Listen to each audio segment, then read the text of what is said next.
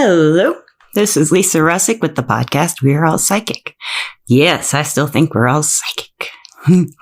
So today, Misty is visiting her mother in Louisiana. Good times for her. She and her mom get along so well. Today, I just want to talk about breaking up with people that you love. You know, when you sometimes have to. And I recently broke up again with my boyfriend and found out some true colors. It's interesting. Many of you have probably listened to Jennifer Love's podcasts, her love series, and I have learned so much from her. I don't know if I would be in the same place with my self-value if it weren't for her podcasts, actually. And of course, with Misty's friendship and Akasha's friendship and all the friends who have helped me through this breakup. Most of them are psychics. Most of my friendships from long ago, they are not around anymore. But that's because a lot of us went different ways. I'm still in Alabama, and a lot of the people I would have still connected with at this age, probably they're in a different place. California, up north, somewhere where they can really do something with their lives. It's not that you can't hear, it's just I can't hear. So listeners and watchers, this is a video podcast. I may make it a video podcast. This, if you're going through a breakup and you're not sure what to do, first of all, I would like to tell you what Misty said, and she said it on the podcast. In one of the Love podcasts, Jennifer Love's podcasts. She said, you don't know anyone until you divorce them. And that's pretty true about breakups, too. I mean, it's you find a side of this person that you're just shocked by, and you just can't believe that they would say they love you and do these things, which is a pattern in my life personally. I think that we all have, I think I may have talked about this, we come here to do stuff and learn things. One of the things I think I've talked about this too, is one of the things I came here to learn was what value I have in a love relationship. What do I have to offer? And to value myself more than what I am being told I am the value of, which is what happened recently. And I had to take that grain of salt of doubt that I've been having and really take that grain of salt and put it under a microscope. And I see that it's very complex, that little grain of salt. And so is he. And so are people you date. They're multi-layered, they're multifaceted. When you fall in love, sometimes you get the blinders, maybe. Yeah. I definitely do. So why doesn't a psychic know this stuff? How could a psychic not know that her significant other that she's been dating for a year and a half or so is probably too immature? It's probably what it was all along in the end. I mean, I really think it's an immaturity thing. I am 5 years older than it. I don't think I'm that mature, but, it does make a difference. I've been through a lot of serious relationships and he hasn't. So that could be another problem. He doesn't really know how to open up. Who knows? All I know is he really hurt me and I'm done. I'm not going to be hurt anymore. I don't want to be in relationships where I cry. This is for those of you out there who are in love with someone or have been and you escaped and you found out that they weren't treating you very well and you found your value. And maybe you can watch this and share it with people who need that. And for you who are still in these situations, men, women, binary, non-binary, whatever you may identify with, if you're with someone and you love them and you feel that grain of salt of doubt, look at that grain of salt and really look at it and say, is this something I can put up with? Is this something that I love too about this person? Or am I just putting up with it or pretending it doesn't exist? Well, we're all psychic, so we all do it. We all do these things. We want that connection. And when someone tells us they love us, and we love them and feel the way, well, of course, we're going to be feeling very intense emotions. When someone says they love you, someone asks you to marry them. Oh my goodness. I mean, when my first husband asked me to marry him, I was just so much shock. I was like, okay, because no one had ever asked me. I did ask a boyfriend in college to run away with me, but he said no. He said he wanted to have an actual wedding, but I did end up breaking up with him too. So good thing that didn't happen, I guess. So, I mean, Any of you who are being told that you are a way that you know that you are not, and maybe there's other people, maybe this partner's friends say that, or their exes say that, or maybe the partner or the ex-partner uses your weaknesses. That hasn't happened in my situation, but that can happen in most situations. That's what happened in my second marriage. He used my weaknesses against me, my compassion and my sympathies and my understanding. So he would tell me why he did what he did, but it wasn't really the truth. It was what he thought I needed to hear to forgive him. This isn't just a man thing. It's not just men who do these kinds of things, who are insecure. Women are insecure too. People who identify with any gender or any kind of, whatever. We, as we're all psychic, we all have very strong psychic senses and very strong empathy. When we're in love, we feel that person. And when they betray us, it's shocking to our intuition, almost. There's a little part of the intuition that's saying the whole time, well, we'll just wait and see, but I don't know if I feel too good about this. There's some red flags. Of course, there's always red flags, especially if you've been in traumatic relationships, or abusive relationships, or even difficult ones where you've got your heart broken. I think Mikey's the only one who ever broke my heart, that second husband, because I really, truly believed in him. But that's probably the only time I've had my heart broken. And it was the day I left him. Well, I think I actually my heart was broken 3 months earlier, but the day I left him, I accepted that my heart was broken. And I put it back together, and it fell in love again, and it didn't work out, but it'll be okay. I'm going to keep looking. I'm going to find that right person, wherever they may be. And so will you. If you aren't with someone and you're looking, you will find someone. You just got to be yourself. Keep hoping, keep optimistic. Don't think every guy is the same as the last guy. I've made that mistake. Where every person is the same relationship. Sometimes it does happen that way so that we experience what we need to figure out to move forward and find that good, healthy relationship. And I'm hoping this is just another case of that in this situation.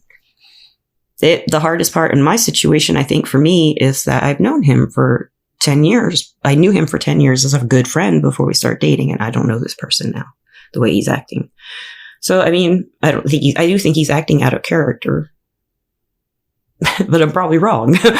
And, I'm just going to let it go.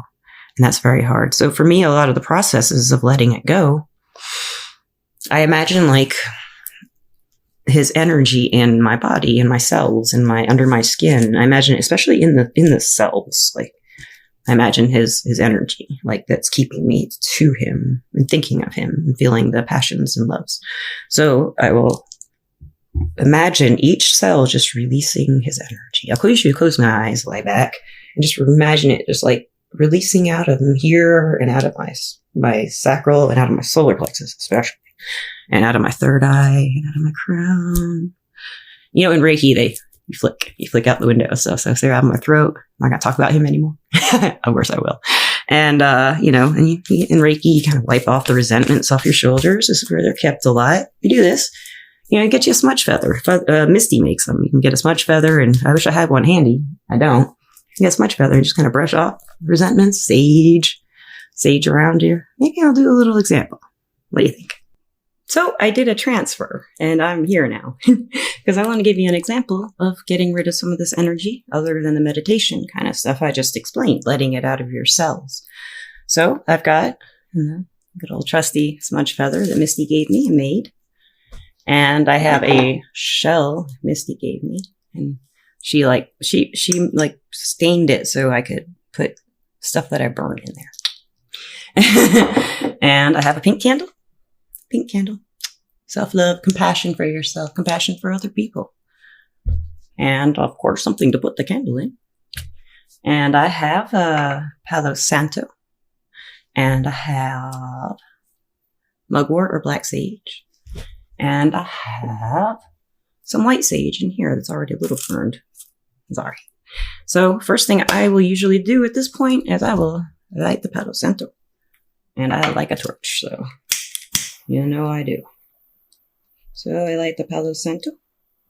Palo Santo I didn't like it when I first smelled it. But it is good for taking out any kind of really bad negativity. The evil, if you believe in evil, there's evil out there. Palo Santo, you will notice, you might even smell it if there's something bad happening around, if you're really sensitive to the smell and it's not even burning. So you kind of do yourself first. Get all that out of there. You kind of get yourself all around. Get under there. Get under there. Woo. Definitely under there at the breakup. Okay, so we got this one, and I feel better. And we'll do this around the candle. I like to do it around the candles. It takes all that hate out of them.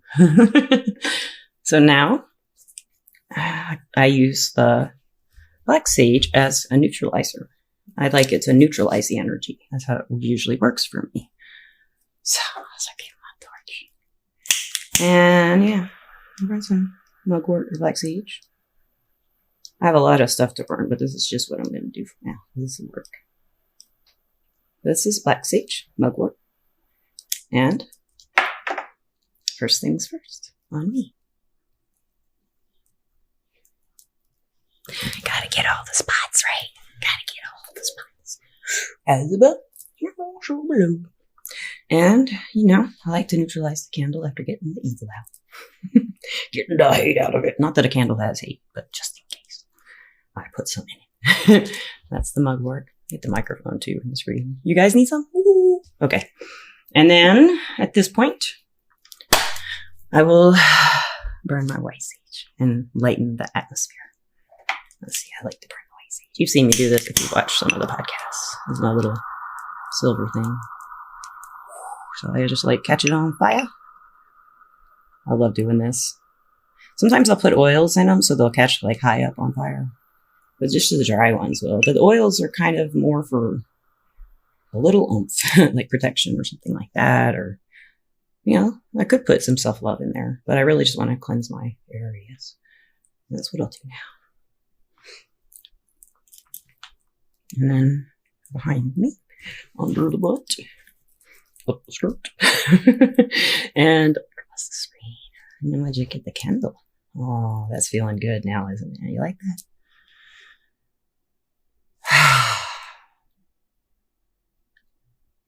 Okay.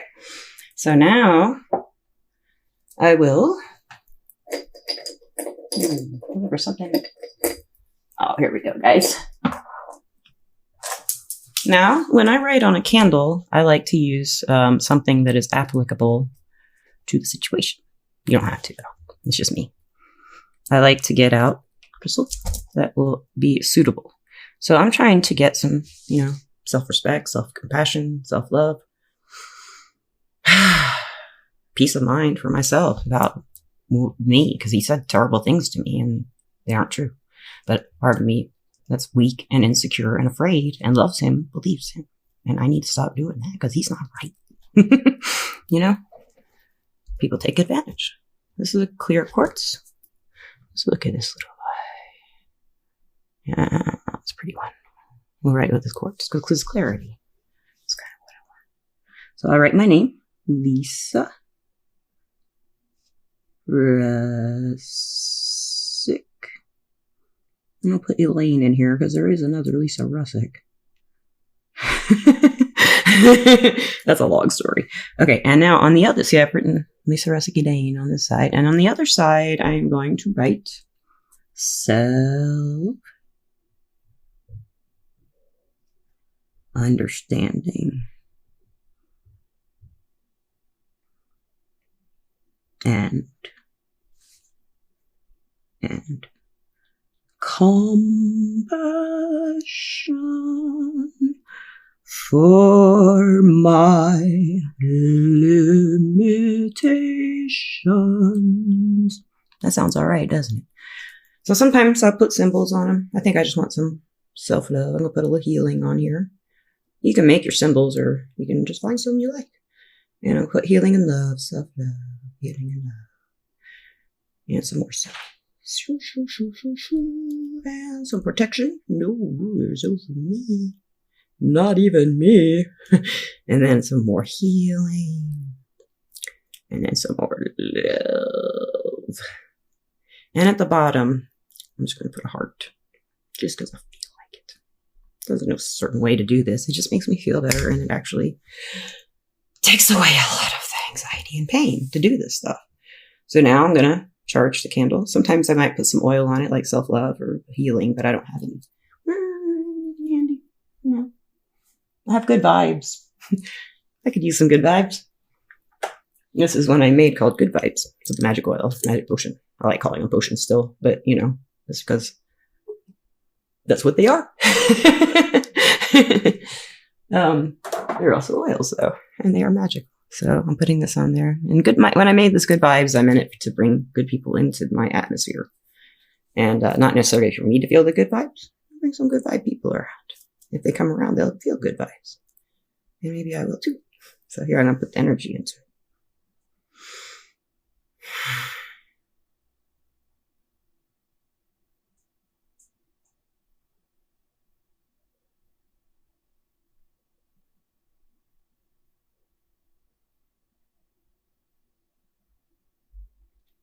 Okay, so now I'm going to light it.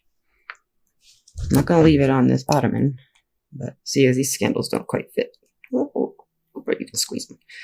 Some people, when they do candle work, I'm going to put it down on this table to light it, because it won't stay in there. Some people who do candle work, I've learned, and I found this instinctively when I've been doing it, you want to really kind of run your fingers up the candle to pull the energy up. I don't know how to explain it. If you do it, you'll feel it. It kind of pulls it up. And like when I was mashing it, you saw me mashing it down in here. It's like I feel like I need to pull the energy back up. So I'm going to kind of take like a little piece of wax and stuff it down in there. Make you straight. Creativity is fun. See if it works. And smush it down in there. I want to smush it down in there so that I can do the rub it up thing. Nah, it's not swishing. And I'm letting this play so you can see things don't always just boop, boop, boop with cuts and stuff like they do on TikTok. There's a lot of this kind of stuff.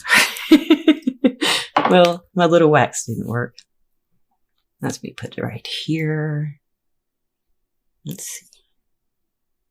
There she goes.